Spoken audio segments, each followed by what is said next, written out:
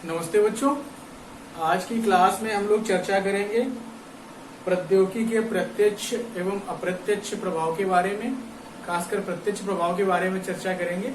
इसकी पिछली क्लास में हम लोगों ने चर्चा की थी प्रौद्योगिकी से हमारे समाज में क्या परिवर्तन आता है, हमारे लोगों में क्या परिवर्तन आता है, हमारे संगठनों में क्या परिवर्तन आता है, किस प्रकार से प्रौद्योगिकी ने हमारे लाइफ स्टाइल को, हमारे जीवन को प्रभावित किया है। ठीक है, कहाँ तक हमें प्रौद्योगिकी का लाभ मिला है, इन सब की चर्चा हमने की थी। अब हमें ये देखना है कि सामाजिक जो भी परिवर्तन है, सामाजिक परिवर्तन में प्रौद्योगिकी का जो प्रत्यक्ष प्रभाव है, मतलब प्रत्यक्ष टेक्नोलॉजी का प्रत्यक्ष प्रभाव से हमारे समाज में किस प्रकार से परिवर्तन आया, इसकी चर्चा हम लोग आज की क्लास में करेंगे। इसके बाद फिर नेक्स्ट क्लास में हम लोग प्रौद्योगिकी के अप्रत्यक्ष प्रभाव के बारे में चर्चा करेंगे। जो प्रभाव हमको स्पष्ट रूप से नहीं दिखे, प्रत्यक्ष का मतलब जो हमको स्पष्ट रूप से दिखाई दे कि हाँ ये परिवर्तन हुआ है, जो हमें दिखाई दे। लेकिन कुछ परिवर्तन ऐसे होते हैं जो हमें दिखाई नहीं देते हैं, लेकिन वो परिवर्तन भी हमारे होते हैं, हमारे समाज में, हमारे लोगों में होते हैं, हम में होते हैं परिवर्तन ऐसे जो हमें दिखाई नहीं देते, लेकिन कहीं ना कहीं परिवर्तन होता है। ठीक है, तो आज इस क्लास में प्रत्यक्ष प्रभाव के कुछ पॉइंट हैं, मैं पहले उनकी चर्चा कर देता हूँ, बता देता हूँ। पहला पॉइंट है इसमें श्रम विभाजन एवं कार्यों का विशेषीकरण। ठीक है, ये प्रत्यक्ष प्रभाव का एक कारक है जो हमें स्पष्ट रूप से दिखाई पड़ता है। दूसरा है श्रमिक संगठनों का निर्माण। तीसरा पॉइंट है नगरीकरण। चौथा है गतिशीलता का बढ़ना, मोबिलिटी बहुत ज्यादा बढ़ गई है। नेक्स्ट है सामाजिक संबंधों में परिवर्तन। और नेक्स्ट है ग्रामीण क्षेत्रों में नगरीय विशेषताओं का फैलाव। ठीक है, तो ये प्रौद्योगिकी के प्रत्यक्ष प्रभाव हैं। अब देखिए, पहले प्रभाव के बारे में हम लोग चर्चा करते हैं कि श्रम विभाजन एवं कार्यों का विशेषीकरण।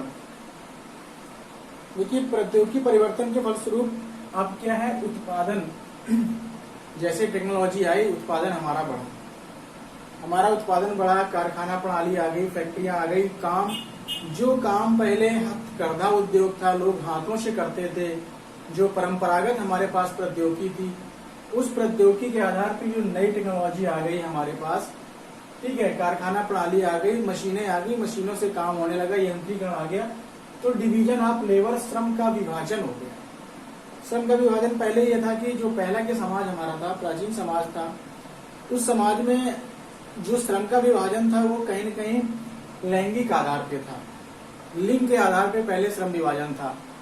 लिंग के आधार पे श्रम विभाजन इस प्रकार से था, दरखाइम ने भी अपने सिद्धांतों में इसका उल्लेख किया है कि जो श्रम विभाजन का सिद्धांत है, दरखाइम की पुस्तक the rules of sociological method में इसका उल्लेख किया गया है।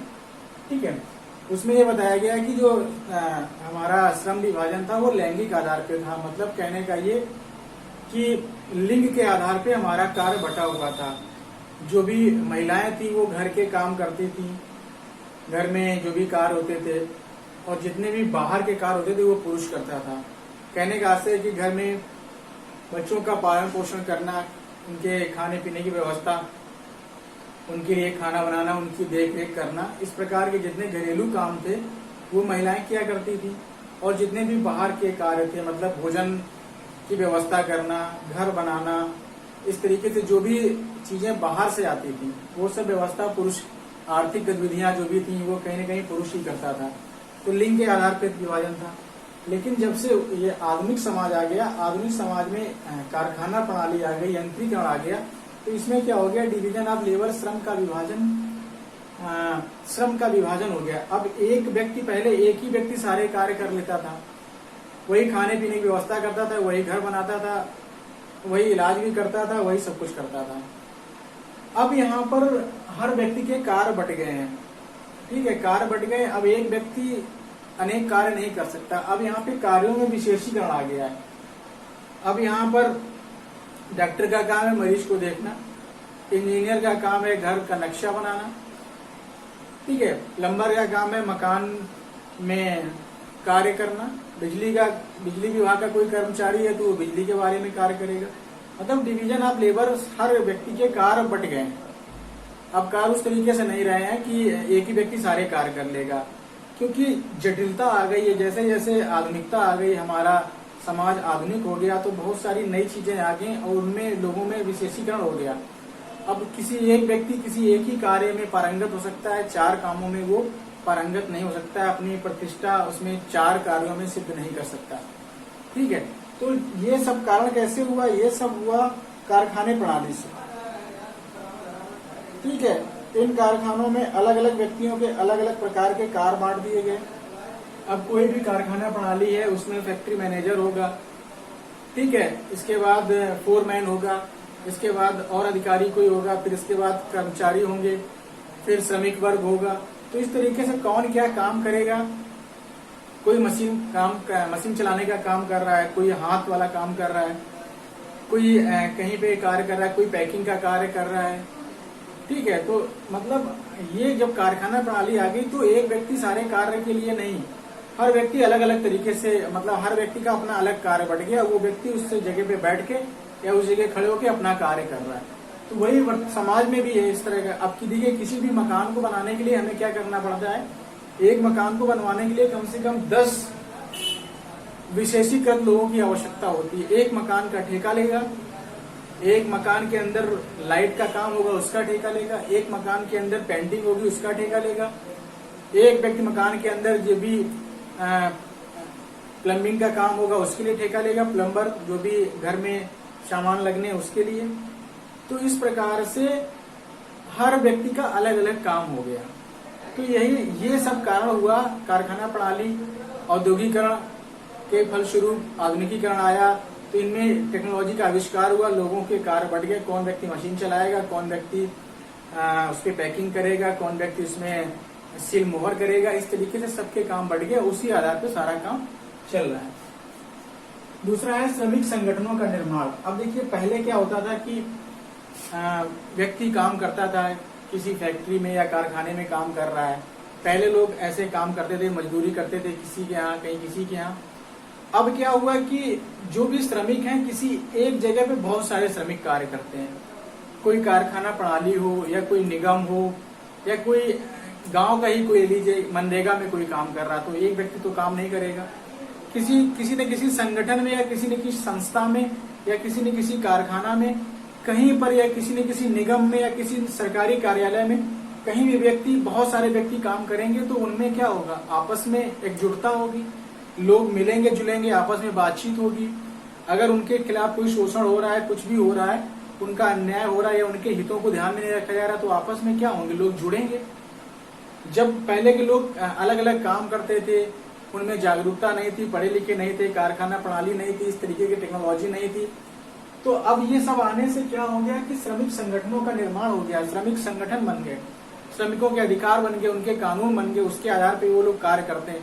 अपने हितों को मनवाने के लिए उन्होंने अपनी बातों को रखा सरकार के सामने, किसी कंपनी के सामने, किसी भी संस्थान के सामने जहां वो काम कर रहे हैं। कोई कॉलेज हो या स्कूल हो, हर जगह हर व्यक्ति काम करता है, चाहे वो श्रमिक संगठन हो, चाहे कोई टीचर संगठन हो। हर विभाग का अपना संगठन बना हुआ है। उस संगठन में कुछ नियम है, उनके अकॉर्डिंग वो कार्य करेगा। तो ये कहीं न कहीं प्रौद्योगिकी के आने से श्रमिक संगठनों का निर्माण, टेक्नोलॉजी आ गई, एक जगह लोग काम करने लगे। बहुत सारे मजदूर भाई एक साथ काम करते हैं और वहां से निकलते हैं। अगर उनके लिए कुछ भी इस प्रकार का नया होता है, उनके हितों के प्रति अगर कोई कार्य नहीं हो रहा है, तो वो कहीं न कहीं अपने संगठनों का निर्माण करेंगे। ठीक है, अपने हितों के प्रति जागरूक होंगे। तो इस प्रकार से संगठन का निर्माण हो गया। तीसरा पॉइंट है नगरीकरण। देखिए, प्रौद्योगिकी का सीधा अर्थ है कि मैंने पहले भी बताया कि जब भी औद्योगिकरण आएगा, प्रौद्योगिकी आएगी, तो नगरीकरण होना अनिवार्य है। क्योंकि जो कारखाना प्रणाली है, जो भी फैक्ट्री है, कहीं न कहीं आप ये देखिए किसी न किसी नगर के पास, नगर के क्षेत्र में ही किसी न किसी कारखाना प्रणाली को स्थापित किया जाता है। वो वहीं पे स्थापित की जाती, तो लोग वहां पे काम करने आएंगे। वहां पे काम करने आएंगे तो रहेंगे तो भी वहीं। बहुत दिनों तक कोई मजदूर अगर गांव से काम करने आएगा तो बहुत समय तक वो नहीं आ पाएगा, क्योंकि इतना दूर रहता होगा और डेली आ भी नहीं पाएगा। डेली अगर किसी भी तरीके से आता है तो उसका इतना कन्वेंस हो जाएगा, उसका किराया भाड़ा इतना हो जाएगा कि वो उसकी पगार तो उसी में चली जाएगी। तो वो अपने परिवार के लिए, अपने लिए क्या पैसा बचा पाएगा। तो जितने भी आज जितने भी बड़े नगरों की स्थापना हुई है, कहीं न कहीं वहां पे बहुत बड़ी कंपनियां, टाटा जमशेदपुर वगैरह का जो नगर बने हैं, वहां पे टिस्को की वजह से ये नगर स्थापित हो गए।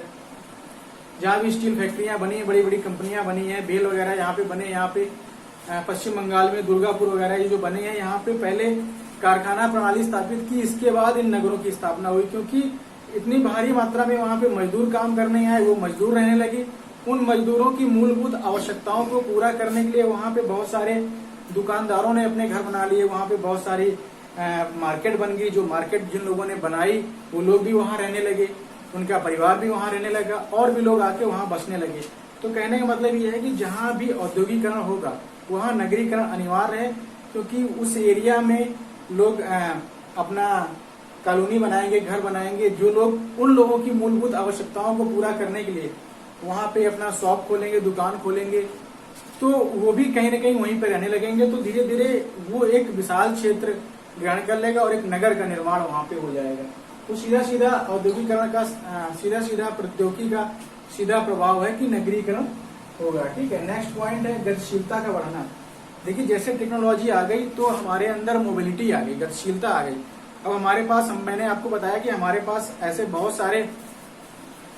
बहुत सारे टेक्निकल औजार आ गए, टेक्निकल गाड़ियां आ गई, तो मोबिलिटी हमारी बढ़ गई। हमारे पास लैपटॉप आ गया, मोबाइल आ गया, तो हमारे कार्य करने की इफिशिएंसी बढ़ गई, क्षमता बढ़ गई।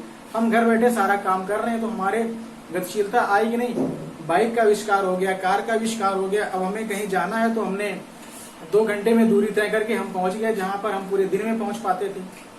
तो कहने का मतलब इससे क्या हुआ, टेक्नोलॉजी के आने से मोबिलिटी, हमारे कार्यों में मोबिलिटी, हमारे विचारों में मोबिलिटी, हमारे विचार आधुनिक हो गए, हमारे विचार तार्किक हो गए। ठीक है, और जो भी हम काम कर रहे हैं वो समय से हमारा कार्य होगा, समय से पूर्व ही कार्य होता जा रहा है। तो कहीं न कहीं ये प्रौद्योगिकी का ही तो प्रभाव है, टेक्नोलॉजी का ही तो प्रभाव है कि इस प्रकार की टेक्नोलॉजी के आने से हमारे कार्यों में इस प्रकार से गतिशीलता आ गई, हमारे अंदर गतिशीलता आ गई, हमारे कार्यों में गतिशीलता आ गई। क्योंकि टेक्नोलॉजी ने हमको बिल्कुल गतिशील बना दिया, मोबाइल बना दिया। ठीक है, कोई भी कार्य आप देख लीजिए, आप घर बैठे आजकल मोबाइल से बिल जमा हो जाते हैं, लाइट के बिल जमा हो जाते हैं, फोन का रिचार्ज हो जाता है, सब कुछ मोबाइल से। आप बैठे बैठे कहीं का भी सम्मेलन, संगठन, सब कुछ यहाँ से ज्वाइन कर सकते हैं, यहाँ से देख सकते हैं। तो इस प्रकार से कहने का मतलब ये है कि ये नई नई टेक्नोलॉजी, गाड़ियां आने से हमारे अंदर इतनी मोबिलिटी आ गई। एक दिन में हम 4-4, 5-5 कार्य करके वापस घर आ जाते हैं। तो ये कहीं ना कहीं टेक्नोलॉजी का ही प्रभाव है। नेक्स्ट है सामाजिक संबंधों में परिवर्तन। देखिए, अब बात आती है संबंधों की, तो संबंधों में तो इसका बहुत बड़ा प्रभाव पड़ा है। ठीक है, क्योंकि अब व्यक्ति क्या है, इस आधुनिक समाज में, इस प्रौद्योगिकी समाज में व्यक्तिवादिता आ गई उसके अंदर। धन पैसे की संपत्ति में व्यक्ति आपस के लोगों से मिलना जुलना छोड़ दिया उसने, क्योंकि उसके पास समय ही नहीं। इस भाग दौड़ की, प्रतिस्पर्धा की इस जिंदगी में व्यक्ति अपने मूलभूत आवश्यकताओं को पूरा करने के लिए कंपटीशन कर रहा है।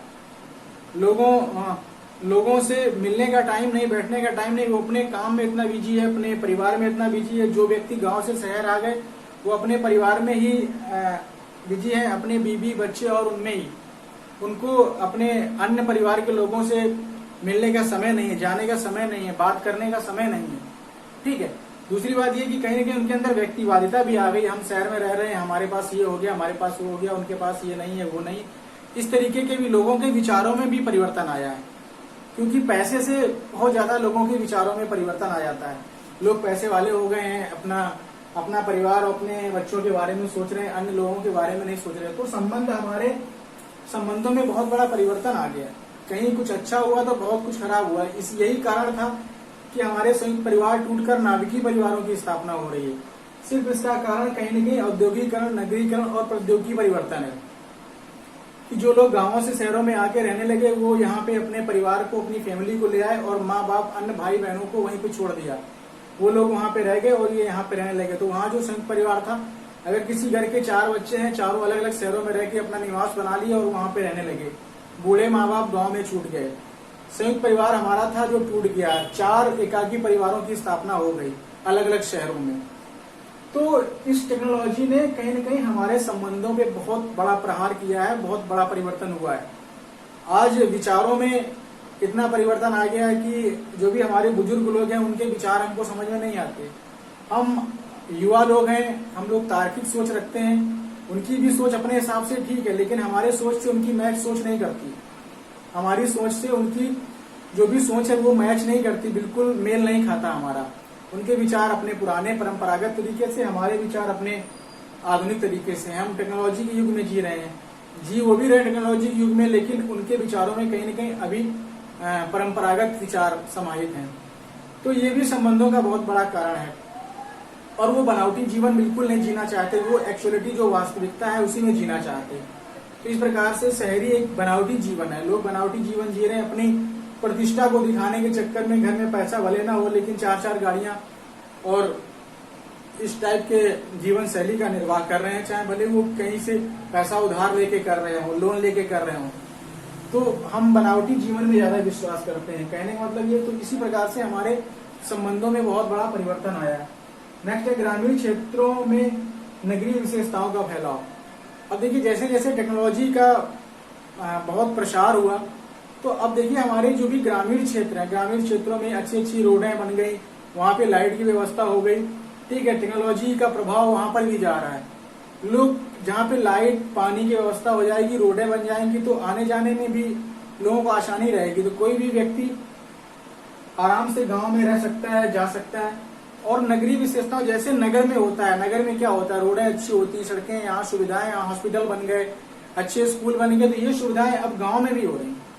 अब गाँव भी गाँव नहीं रहे, गाँव में रोडें बनी है, वहां भी इंग्लिश मीडियम के स्कूल खुल गए हैं, वहां भी फैक्ट्रियां बन रही हैं, वहां भी अच्छे अच्छे संस्थान बन रहे हैं, इंस्टीट्यूट बन रहे हैं, ठीक है। तो कहीं न कहीं जो नगरीय विशेषताएं हैं वो गाँवों में भी जा रही हैं। तो लोग क्या है, अब गाँव से लोग नगरों की ओर भी प्रवास कर रहे हैं। अब आप ये देखिए कि अगर हमारे पास गांव ना होता, आज इस कोविड-19 की महामारी के जो इतनी भयंकर महामारी हमारे शहरों में फैली, अगर हमारे पास गांव ना होता तो हम लोग कहाँ जाते।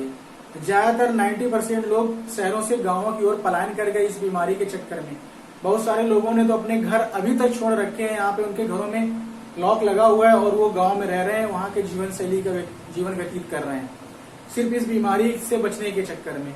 तो कहने का मतलब ये है कि अब ग्रामीण क्षेत्र गांव जैसे नहीं रहे, वहां पर भी इन सब अत्याधुनिक सुविधाओं का प्रभाव या उनका प्रसार प्रसार गांवों में हो रहा है। वहां भी एटीएम मशीनें हैं, वहां भी बैंकें हैं, वहां भी मोबाइल चलता है, वहां भी ऑनलाइन शॉपिंग होती है, वहां भी इस तरीके का सारा कुछ, वहां भी छोटे छोटे मॉल टाइप में बन रहे हैं। तो नगरीय विशेषताओं का फैलाव गाँवों में हो रहा है। तो इस प्रकार से बच्चों मैंने आपको बताया 6 पॉइंटों के माध्यम से ये प्रौद्योगिकी के प्रत्यक्ष प्रभाव है, जो प्रभाव हमको दिखाई दे रहे हैं हमारे समाज में। हमारे समाज में ये प्रभाव हमको स्पष्ट रूप से दिखाई दे रहे हैं कि हमारी टेक्नोलॉजी ने किस प्रकार से इन प्रभावों का हमारे समाज पे प्रभाव डाला है और हमारे समाज के लोगों में, समाज में किस प्रकार से परिवर्तन आया है। आज की क्लास यहीं तक। अब नेक्स्ट क्लास में हम लोग प्रौद्योगिकी के अप्रत्यक्ष प्रभाव की चर्चा करेंगे। धन्यवाद।